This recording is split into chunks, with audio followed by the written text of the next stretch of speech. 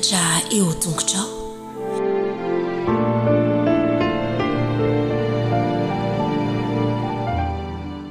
Tonga eo amin'ny fotoanan'ny zazakely indray famerenana ny lesona zazakelyntsika izao. Araka ny mahazatra sady mahafinaritra foana dia andehantsika hifampiarahaba. Ao aorianan'ny isa 3 dia ataontsika ilay hira arabaina ianao. Isa 2, 3. Arabaina ianao salama ve, manaona akory re. Arabaina ianao salama ve, faly mahita an'se. Eny ary, efa ao daholo efa vita ny arahaba, andao akambana ny tanana, ahondrika ny loha dia akipy ny maso fa hivavaka isika. Jesosy malalo, misaotra anao zahay fa mbola menao fotoana hamerenana lesona amin'izao sabata izao. Ampio zahay mba ho endry tsara, tsy hadiditra fa mba hipetraka tsara. Misaotra Jesosy eo. Amen. Eny ary, efa herinandro fa 5 sika izao.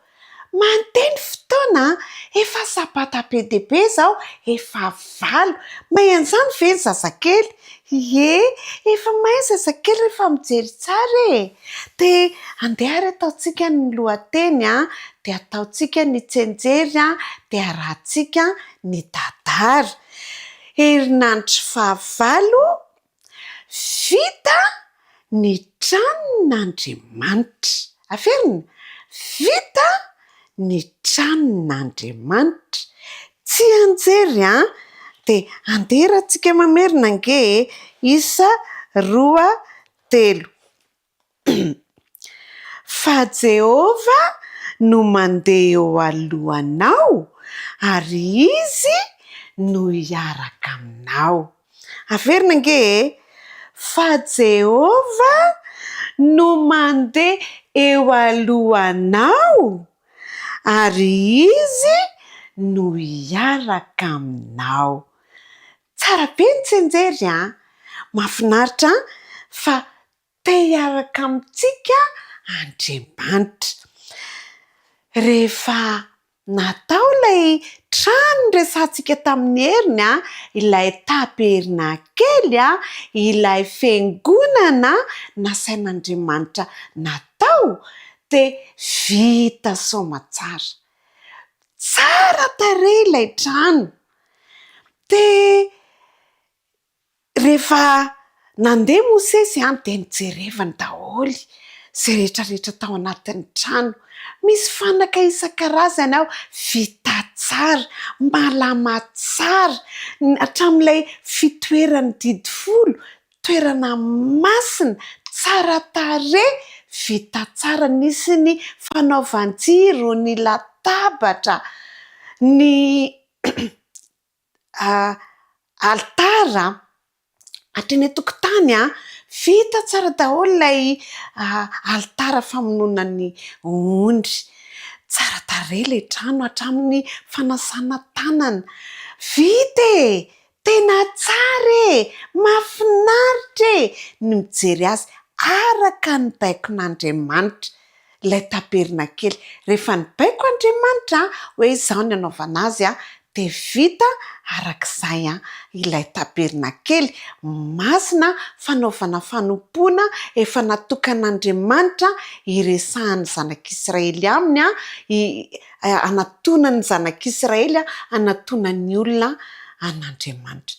Nisy mpisorona tao.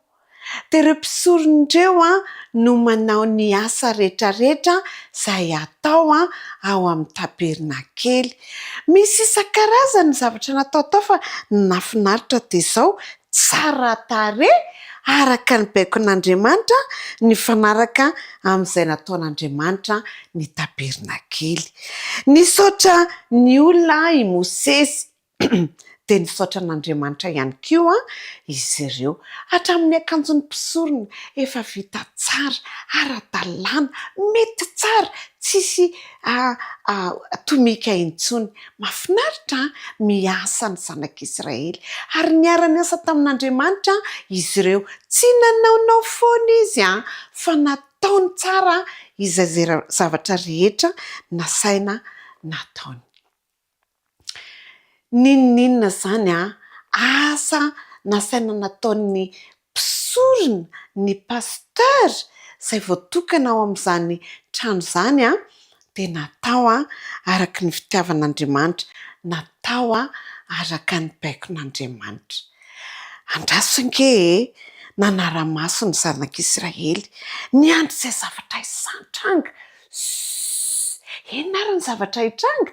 Iny le rahona nipetraka teo ambonin'ilay tabernakely dia niditra tao amin'ilay tabernakely. Midika izany rakizy fa tao Andriamanitra namirapiratra ny zavatra hitany ilay mpisorona. Nafinaritra, nisy zavatra namirapiratra be. Faly ny vahoaka, nitehaka ny vahoaka ary nahita fifaliana. Nisy ary nitomany satria faly loatra ireo zanak'Israely ireo. Feno fifaliana ny fony dia samy nivavaka satria teo amin'izy ireo Andriamanitra ary nanapa-kevitra izy ireo fa hiaraka amin'Andriamanitra satria Andriamanitra nonina teo amin'izy ireo, niaraka tamin'izy ireo. Andriamanitra rakizy dia te hiaraka amintsika mandrakariva tahaka ny nataony ihany koa tamin'ny zanak'Israely. Tian'Andriamanitra ny eo akaikintsika. Tian'Andriamanitra ny hiaraka amintsika, ninona ataontsika. Mamirapiratra mazava Andriamanitra, milaza fahamasinana izany satria isika dia tian'Andriamanitra. Ka andeha arintsika hiantsona Jesosy mandrakariva, hiantson'Andriamanitra mandrakariva mba hipetraka ao am-pontsika dia isika ihany koa hiaraka aminy mandrakariva. Andeha isika hiaraka hiteny hoe: avy Jesosy eo midira ato am-poko, ataovy tranonao ny foko. Atao tranon'i Jehovah ny fontsika, atao tranon'Andriamanitra ny fontsika, atao tranon'i Jesosy ny fontsika. Dia Jesosy miaraka amintsika foana n'aiza toerana misy atsika. Andonge averina avy midira ato am-poko, ataovy tranonao ny foko. Zay zany ny ataontsika isan'andro satria te hiaraka amintsika Andriamanitra, teo eo anilantsika Andriamanitra, te onina ao am-pontsika Andriamanitra. Izay angeny anton'ilay tabernakely satria tia monina miaraka trano amintsika Andriamanitra. Dia izay indray ary aloha lesitsika fa andeha averintsika ny lohateny sy ny tsy anjery. Lesona fahavalo, vita ny tranon'Andriamanitra. Tsy anjery fa Jehovah no mandeha eo alohanao ary izy no miaraka aminao. Bravo! Efa mahay ny ankizy kely. Eny ary andeha hisaraka isika fa vita ny lesona. Andeha hivavaka isika dia hifanao veloma rehefa avy eo. Akambana ny tanana, ahondrika ny loha, akipina maso. Jesosy malalo, misaotra anao zahay fa tianao ary tianao ny hiditra ao am-ponay dia hiaraka aminay mandrakariva.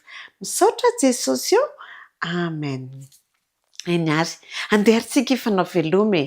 1, 2, 3. Mirava ny sekoly sabata na izao, veloma veloma manaova ny soa, veloma endre tsarako. Veloma tompoko amin'ny herindray izany.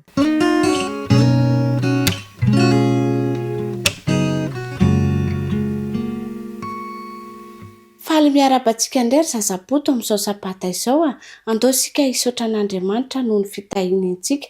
Akambano ary ny tanana dia ondrika ny loha dia akipy ihany koa ny maso. Andriamanitra faly izay misaotra anao no fikarakaranao anay. Dia manamboatra ny fotoana koa ianao mba ho anay zazaboto. Omeo fahendreny izay mba ho zaza miaino tsara sady mankatoa amin'ny anaran'i Jesosy. Amen. Ny lohatenin'ny tantara izay arahantsika anio raika izy dia hoe nanompo an'Andriamanitra ny namana. Andray lesona avy amin'izany tantara izany sika androany fa ny teny natao ho tadidy dia voasoratra ao amin'ny Mpanjaka faharoa toko 5:5-5:12. Dia ho ataoko aloha ilay izy rehefa avy eo isika hiaraka amerina. Indro fantatro fa tsy misy Andriamanitra amin'ny tany rehetra afa-tsy ato amin'ny Israely ihany. Indro fantatro fa tsy misy Andriamanitra ato amin'ny tany rehetra afa-tsy ato amin'ny Israely ihany. Dia andao ary araka amerina isika. 1, 2, 3. Indro fantatro fa tsy misy Andriamanitra amin'ny tany rehetra afa-tsy ato amin'ny Israely ihany. Bravo! Andao nge arahantsika ny tantara dia maka lesona indray isika hoentina ampiarina eo amin'ny fiainana. Naaman ran his chariot horses as fast as they would go. The God of Israel and of the little maid had just healed him. He had to show the prophet Elisha. Clouds of dust swirled around the horses as Captain Naaman and his servants stopped in front of Prophet Elisha's house. Naaman knocked on the door. He couldn't stop smiling. This time Elisha came to the door. Naaman smiled from ear to ear. It made Elisha smile too. Naaman showed Elisha his skin. It was smooth and healthy looking. Over and over he thanked Prophet Elisha. Elisha just nodded and smiled. Now I know that there is no God in all the world like the God of Israel, Naaman exclaimed. Please take these gifts as a thank you. Naaman's servants began to unload all the silver and gold and the new clothes that they had brought. Elisha held up his hand. No, he said, shaking his head back and forth. I will not take any gifts. Elisha did not want to take presents from Naaman because he did not want Naaman to think he could pay to have God heal him. Elisha wanted God to have the glory for healing Naaman. He was just happy that Naaman now knew the true God. Naaman begged Elisha to accept the gifts. Please, take these gifts. I want to show you how thankful I am. Still, Prophet Elisha shook his head no. Naaman bowed his head in thanks to Elisha and to Elisha's God. His servants packed up the gifts. Naaman stepped into his chariot and shook the reins and shouted, "Let's go home." Mrs. Naaman had been watching the road from her window. Could it be? Yes, it was. It was her husband. She ran to meet him, and she couldn't believe her eyes. The white leprosy spots were all gone. "You're well! You're well!" she shouted with joy. Now she couldn't stop smiling. Naaman smiled and laughed as he told his wife all that had happened. "I knew the little maid's prophet could heal you," she said. "Yes, but it wasn't the prophet who healed me," Naaman said. "It was God. There is no other God like him. The God of Israel is the true God. I have decided to worship only him from now on." The whole country of Syria knew that Naaman's leprosy was gone, and the whole country knew that there was a God in Israel who could do mighty things that their idols could never do.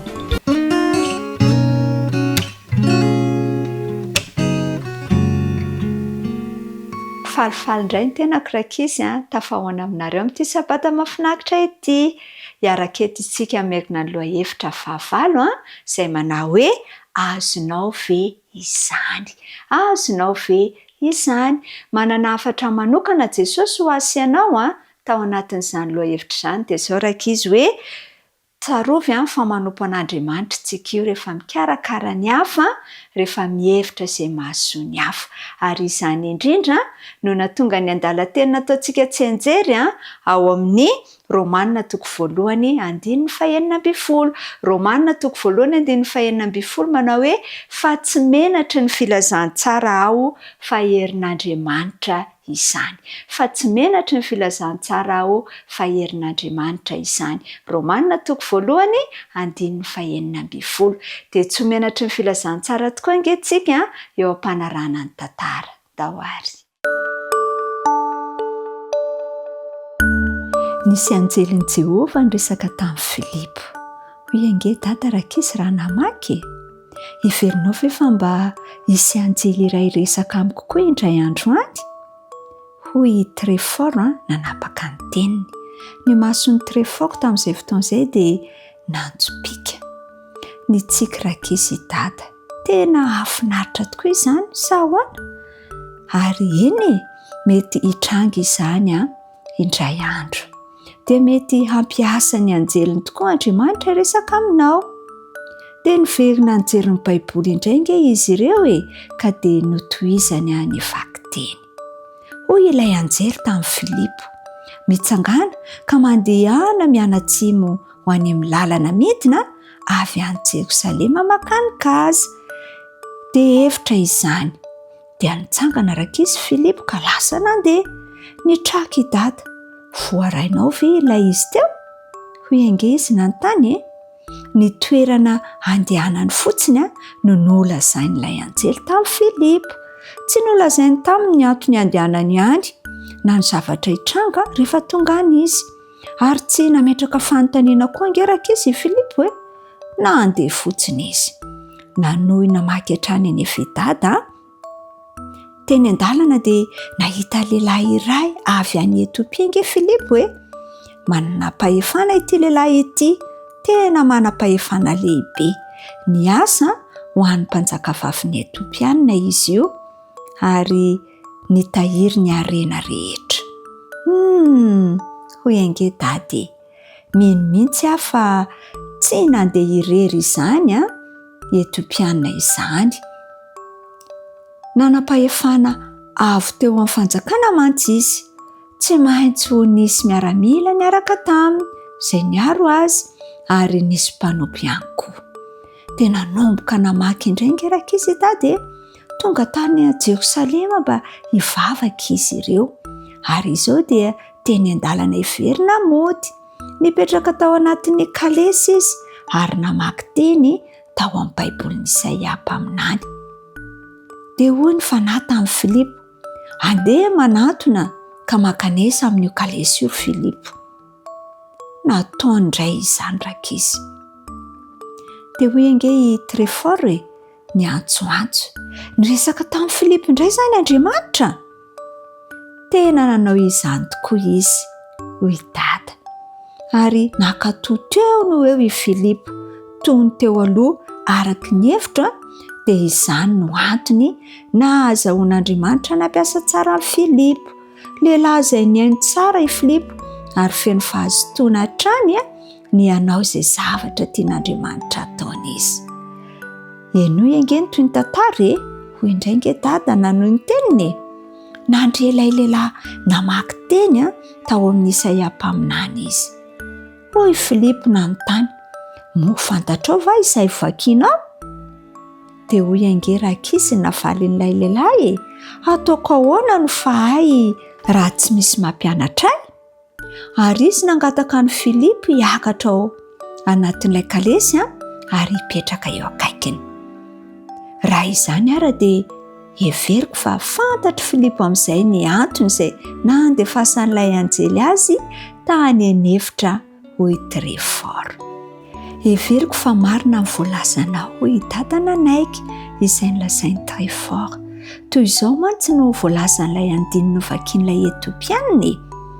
Nentina ho vonoina tahaka ny ondry izy. Ny fieritretena no nanaovana azy resy lahatra.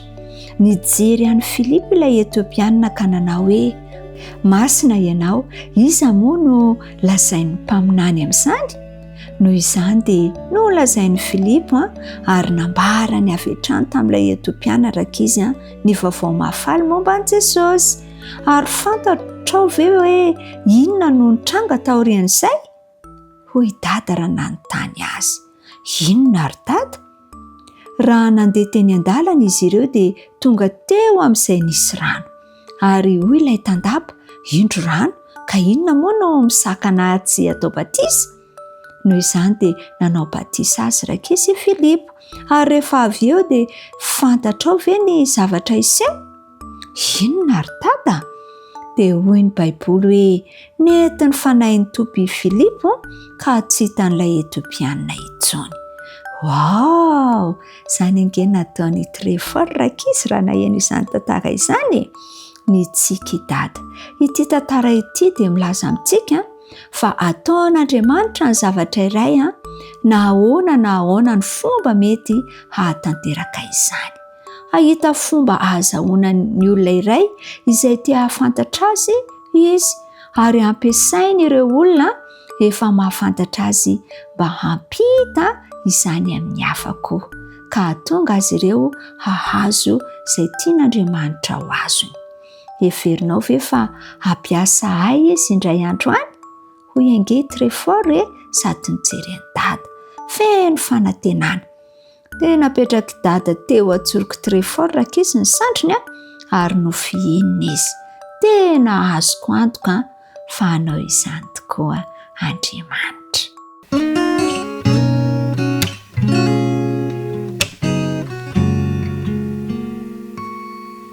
Manahoana daholo indray ary sika tanora zandriny. Iaraka amerina indray sika ny lesona fahavalo. Averina ho fitiantsika kely ny zavatra nianarantsika nandritra ny herinandro. Fa izao andeha averintsika aloha ny lohateny sy ilay toko sy andininy izay naverimberina nandritra ny herinandro. Vato fampatsiahivana. Izay ny lohatenitsika. Deuteronomia toko 7:10 andininy 5 no naverimberina mba ho ataontsika tsy anjery. Andeha rahantsika nge manarahan Jehovah Andriamanitra ka aoka izy no atahoranareo, ary ny didiny no hotandremanareo, ary ny feony ho henonareo, ary aoka izy no hotomponareo sy hifikiranareo. Izay le nianarantsika. Fa andeha ho fitinina kely ary ny zavatra hita. Tadiditsika moa i Josoa. Haitsika fa izy no ray tamin'ireo 12 izay nisafy tany talohan'ny idirana tao amin'ny tany Kanana. Ary izy sy Kaleba irery ihany tao anatin'izay 12 izay no nanana finoana hoe ombantsika Jehovah fa andaontsika hiditra. Ny ankoatr'izay moa dia nikomy. Ary tratran'ny be no vitsy moa zareo dia tsy naharesy dohika fa nimenimenina ny zanak'Israely saketora-bato azy dia tadidinareo fa voasazy ny zanak'Israely manontolo noho izay fikomiana izay. Nandeha teny fotoana efa lehibe, efa antitra i Josoa ankehitriny, efa 10 taona izany izao tao anatin'ilay fotoana nianarantsika azy.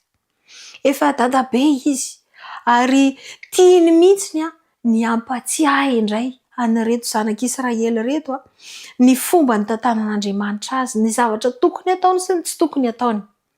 Dia natsony Josoa ireto vahoaka Israely reto eo anoloan'ny tempoly, dia nanomboka namerina izy, nampatsiahy indray an'ireto zanak'Israely reto ny fomba nitantanan'Andriamanitra azy teo amin'ny zavatra rehetra izay nataony, fahagagana rehetra izay nataon'Andriamanitra mba hamonjena azy ireo. Dia nampatsiahiviny ihany koa ny zava-doza niantra tamin'izareo rehefa iny tsy makatoa iny ary rehefa mandahan'Andriamanitra ireto zanak'Israely ireto. Nampitandrina i dadabe Josoa tamin'izay. Aza miala amin'Andriamanitra. Fa raha mbola mitoky amin'Andriamanitra, tsy manao izay mampalahelo an'Andriamanitra, mitandrina ny didiny ny zanak'Israely dia homba azy foan'Andriamanitra. Fa raha miala aminy kosa dia hisy zava-doza be da be hiatra amin'izy ireo. Tsy hoe Andriamanitra no ratsy, fa ny olona izay miala amin'ny fiarovan'Andriamanitra dia latsaka any amin'ny zava-doza izay miantra aminy. Zavatra mahafinaritra ny nampatsiahivon'i Josoa. Maty moa izy teo amin'izay 110 taona izay, kanefa mbola nampitaina amintsika ankehitriny izany hafatra napetraka Josoa izany. Ho antsika amin'izao fotoana izao ihany koa, andeha isika tsy hiala amin'ny fitantanan'Andriamanitra. Andeha isika tsy hiala amin'ny didin'Andriamanitra raha tiantsika ny ho voata sy ahazo an'izany hoe fiarovana sy ny famindrampo sy ny fitantanan'Andriamanitra izany. Ny hafatra izay nampitaina tamintsika dia manao hoe eo anatrehan'ny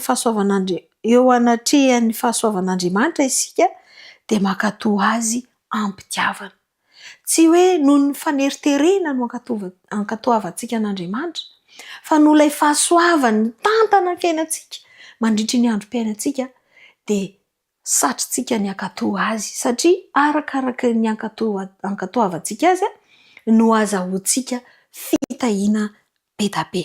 Lesona izay nianarantsika izany dia nanampy antsika ahafantatra fa Andriamanitra kay dia te hanampy antsika foana, te hizara zavatra ao antsika foana, te hiay antsika foana, fa miankina amin'ny fankatoavantsika sy ny fanapahan-kevitsika no azahoantsika an'izay. Nanampy antsika hatsapa ihany koa fa mitahantsika izy amin'ny zavatra izay ataontsika, ary manampy antsika koa mba hizara amin'ny hafa izany fahasoavan'Andriamanitra izany, mba hanampian'Andriamanitra an'izy ireo ihany koa eo amin'ny fiainany manontolo. Izay indray ary ny lesona izay nianarantsika dia azadiny foana ny manapa-kevitra hitandrina ny didin'Andriamanitra, hitandrina ny fanekeny fa hitondra antsika ho amin'ny fiainana izany. Mirary soa antsika tanora tsirairay avy indray amin'ny manaraka indray.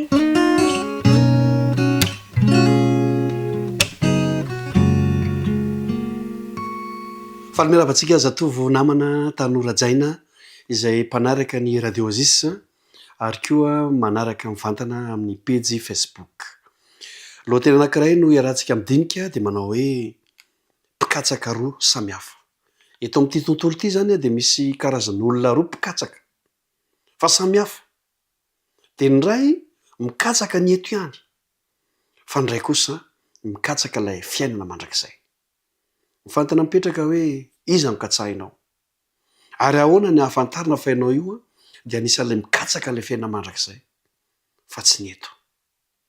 Dia ary hovaliantsika izany fanontaniana izany amin'ny alalan'ny Marka 10:20 sy ny 1:20 dia toy izao voalaza resaka izay ny fanaovan'ilay zatovo mpanan-karena sy Jesosy. Fantatrao ny didy hoe aza mamono olona, aza mitsangajanga, aza mangalatra, izay ny tenin Jesosy. Dia hoy izy taminy, mpampianatro, izany rehetra izany efa notandremako hatry ny fony am-bola kely. Ary Jesosy nijery azy tsara dia tia azy, ka nanao taminy hoe diso zavatra iray loha ianao, mandehana midio izay rehetra anananao ka omeo ny malahelo dia avy anaraka. Marka 10:20 sy ny 1:20 no misy azany resaka izany. Zay zany ilay zava-misy. Eto zany ity zatovo ity dia tena nampitsika an' Jesosy, nahafaly an' Jesosy. Ary ny fanontaniana voalohany apetraka amintsika dia izao hoe ianao ve mba mahafaly an' Jesosy, mba mampitsika an' Jesosy, ary mahatonga an' Jesosy mijery dia tia anao. Ny olona tian' Jesosy ary tena jereny ary anehoany fitiavana dia ny olona izay mitandrina ny didin'Andriamanitra. Hatry ny mbola kely aho izy ity zatovo mpanan-karena ity nefa nitandrina an'izany, dia Jesosy nijery azy tsara dia tia azy. Io Jesosy mijery moa zany dia anisan'ny zava-dehibe, fa ny mahatonga an' Jesosy tia azy dia satria izy nitandrina ny didin'Andriamanitra. Ianao koa raha tianao ny ho tian' Jesosy, satria Jesosy io dia mijery antsika mandrakariva, dia tandremo ny didiny. Fa ilay Jesosy nijery sy tia azy ihany koa dia misy heviny anankiray hoe tena tsara ty zatovo ity, mahafinaritsy ity zatovy ity. Kanefa rehefa mijery any koa Jesosy amin'ilay hoe tia azy, de tao malahelo ny fijerin'i Jesosy satria ity lehilahy ity dia voafatotra lalina amin'ny resaka fitiavana harena satria manan-karena izy. De nalahelo azy Jesosy ilay mijery. Eto ihany koa dia ampirisihana ianao ary fantaro ihany koa fa ianao raha vao ohatra hoe tia harena be loatra eto amin'ity tany ity zany, de anisan'ny malahelo ny amin'izany Kristy. Zany akory tsy midika hoe tsy tokony hanan-karena tsika, tsia, tokony hanan-karena mihitsy isika. Fa zao tsy tokony hametrahana ny fotsika izany. Fa ny fanarahana an' Jesosy no mahatonga antsika manana an'ilay rakitra ao amin'ilay mandrakizay. Zany hoe ilay zatovo mitandrina ny didin'Andriamanitra dia natiany Jesosy, ary tena nitandrina izany tokoa izy satria tiany Jesosy. Fa nieritreritra izy hoe anisan'ny itiavan'Andriamanitra azy zany ary hahatonga azy any amin'ny fiainana mandrakizay, tsia. Ny hahatonga anao any amin'ny fiainana mandrakizay dia ianao manaraka an' Jesosy, manara-dia an' Kristy, tena kristianina. Zany hoe izay ataon'i Kristy no atao, izay tenenin'i Kristy no arahana, ny fihinan'i Kristy no fihinana, ny zavatra alehan'i Kristy no ale, ny zavatra jereny, ny fanaony, ny toetran'i Kristy mihitsy. Izay no mahavonjy antsika. Noho izany, zava-dehibe raha mba manana ny maizy azy ianao eto amin'ity tany fandalovana ity, kanefa aza petraka amin'izany ny fonao sy ny sainao hoe za efa miasa, za efa mianatra, za manana diplôma, tsia, tsara zany. Fa izany dia tsy ahatafiditra anao any amin'ilay mandrakizay. Indrindra ny hoe za efa mitandrina ny didin'Andriamanitra, tokony ataonao zany satria tianao Andriamanitra dia tandremanao ny didiny. Fa tsy hoe zany koa akory no hahatonga antsika ho tafiditra any amin'ilay lanitra. Noho izany, ny mety ho sakatsakana rehetra tsy ahafahantsika manaraka an' Jesosy dia ajanony. Ny laza, ny voninahitra, ny firihariana sy ny sisa, ajanony fa ndesika hanaraka an' Jesosy. Dikany hoe manaraka an' Jesosy dia manaraka ny baikon Kristy ihany koa. Mba hanaraka ny baikon Kristy ihany ianao, ary hafaly azy anie ianao satria ianao dia mitandrina ny didin'Andriamanitra. Fa izay manalavitra anao amin'i Jesosy kosa dia manao antso aminao esory zany, ialao zany. Toy izay no hevitrintsika ary ao amin'ny manaraka indray.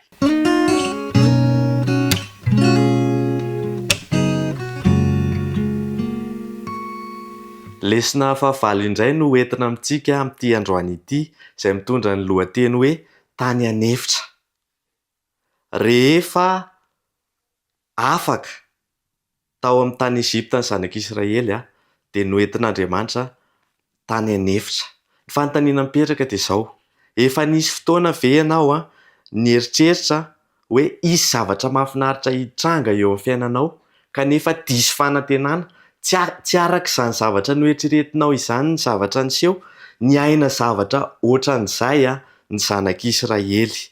Nahita fahagagana maro izy izay nampiseho ny herin'Andriamanitra tamin'ireo lozavolo, ary rehefa nampanantenain'Andriamanitra ny zanak'Israely fa hoentina any amin'ny tany tondra-dronono sy tantely, dia tsy arak'izay ny zavatra niseho, fa tany anefitra no nitondran'Andriamanitra azy ireo. Nisedra n'izany fahadisom-panantenana izany ny zanak'Israely. Mora ny mino an'Andriamanitra rehefa miseho ny fahagagana. Tamin'ny fotoana nanenjehan'ny Eziptianina azy ireo dia nanoloana azy ireo ny ranomasina mena.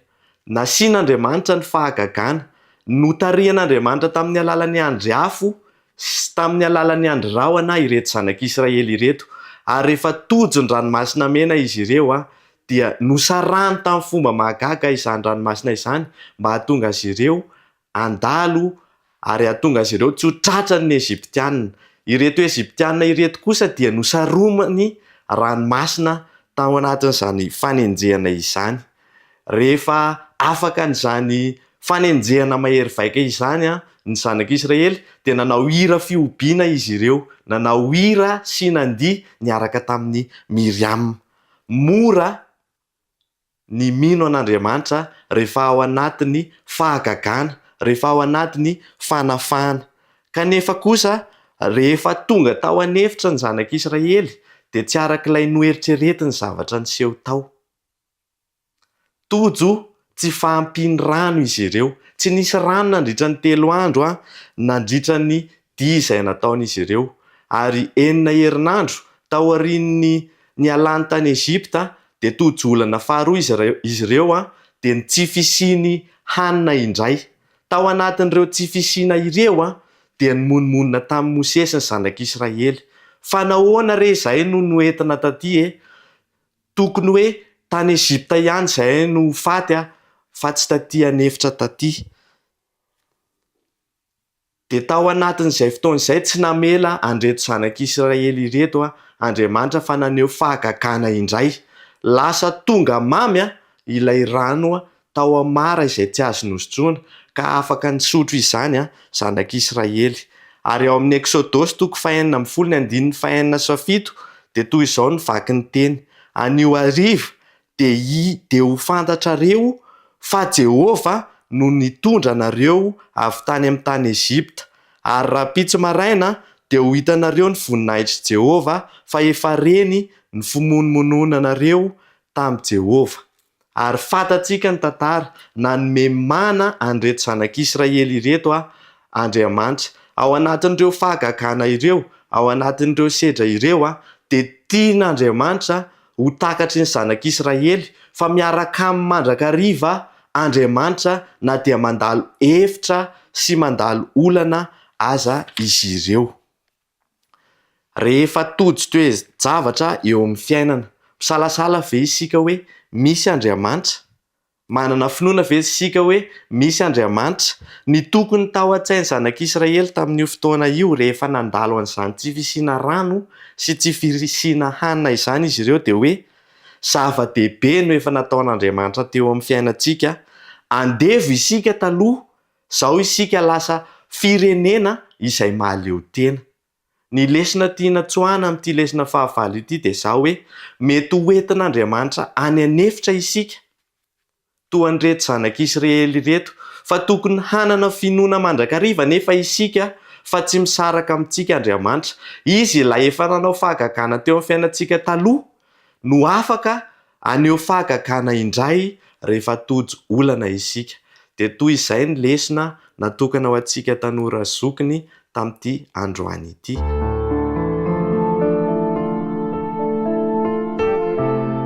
Mianatra eo tongotrao